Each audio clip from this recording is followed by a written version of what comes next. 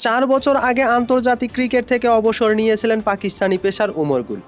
সেই অবসরের কারণ জানাতে গিয়ে অঝরে কেঁদে ফেললেন তিনি। তার স্ত্রীকেও অবসরের কারণ বলেননি পাক পেসার। উমর জানিয়েছেন, সেই সিদ্ধান্ত নিতে গিয়ে ভিতরে ভিতরে ভেঙে পড়েছিলেন তিনি। 2020 সালের অক্টোবরে অবসর নিয়েছিলেন পাকিস্তানের পেসার উমর গুল।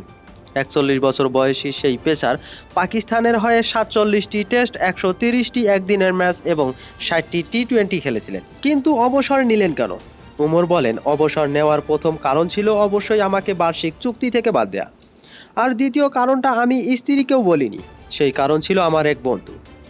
এরপরেই কেঁদে ফেলেন উমর।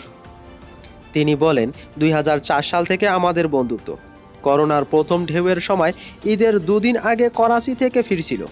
সেই সময় একটা দুর্ঘটনা ঘটে। ওই সময় আমার বন্ধুর পাশে থাকার জন্য অবসর নিয়েছিলাম। 2009 সালে টি-20 বিশ্বকাপ জয়ী পাকিস্তান দলে ছিলেন উমর।